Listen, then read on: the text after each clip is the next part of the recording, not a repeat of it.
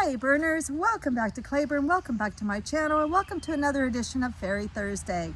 So this is hosted by Grandma Sandy, and we are in between rain showers today. So I thought it'd be fun to just come up with a fairy garden together. So let's see what we can do.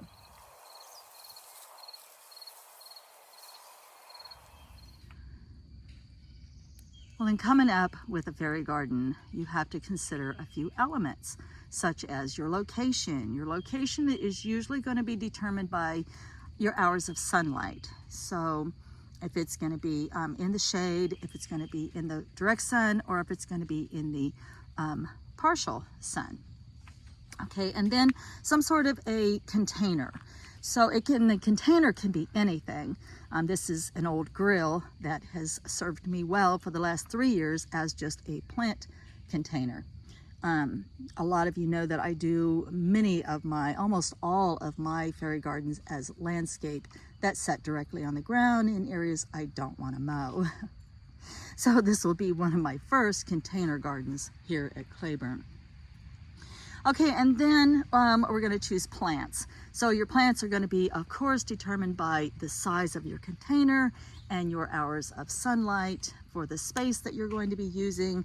And then you determine things like height, color, and interest of leaves, etc. Okay, and then characters. So the characters you have to work with, I consider anything with a face is a character. So we're going to be using 2 characters in this garden, and because of the type of character that this guy is, it's going to give me my theme for this fairy garden, which, you know, you can have a theme or not have a theme. That's totally up to you. You can just put a fairy in it and just call it a fairy garden, or you can have a beach theme, or you can have a garden theme, like a farm theme. You could have a rainbow theme. This one happens to be a woodland theme, since both of my characters seem to represent that. So then there's theme, then there's character. You can have one character, you can have many characters. Doesn't matter, it's up to you and depends on your space. And then finally we're going to have accessories, things like roads, bridges, rocks, little things you pick up, you know, at the Dollar Tree, Dollar General, things like that, or in sales, wherever. And then you're going to assemble it all into your fairy garden. So this one's going to have a woodland theme. It's going to be part sun. And the only things I have growing here now is the nasturtiums and those little spriglets in the middle, or some kind of a little white flower. I forget what it's called. I just had an old seed packet and spread and was surprised they came up. There is some moss growing right there. And then if you look very closely, my sun moss, portulaca, whatever you want to call it, reseeded itself in a couple of spots. All right, so we see what we have to work with. The only thing I don't like here is I don't like them both flat on the ground. I think it was this one was on wheels up until the beginning of the spring, and it just sort of fell over in a rainstorm.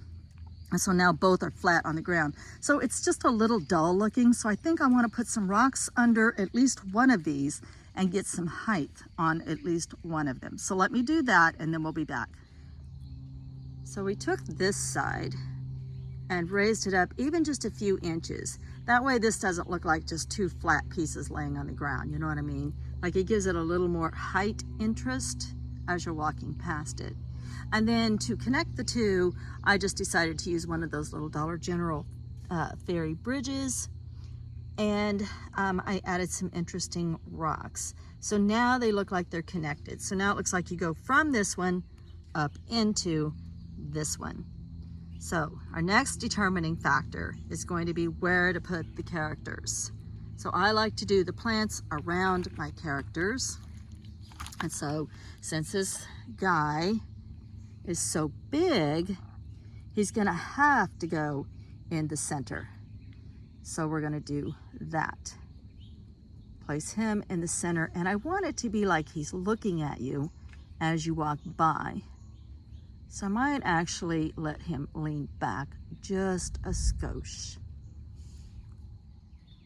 All right, so I have him placed sort of towards the center, but I was mindful of the little baby plants back there and give them a chance to grow.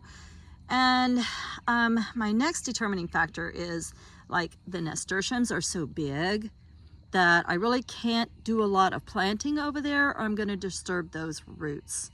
So I'm going to kind of leave that one be and just decorate and do most of my planting in this one that's relatively empty.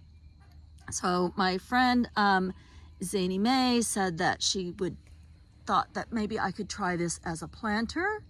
And so I think with another pot on the inside and then the plant sitting down in there, that would look really good. And it would give him like a kind of hair. I thought that was really cool. And then the taller vine is going to go in the back. So it kind of brings the back out a little bit. So that really doesn't leave much space for this last character. She is the actual fairy of this garden. So I wanted her to have like a prominent spot up in the front of the garden. Now she was just the top of a fountain at one point. I'm sure I just found her in a thrift store, and it was just her.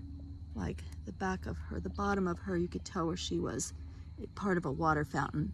So what I did with her was I really just held on to her for years, and I decided that I didn't think acrylic paint would stay on her very long.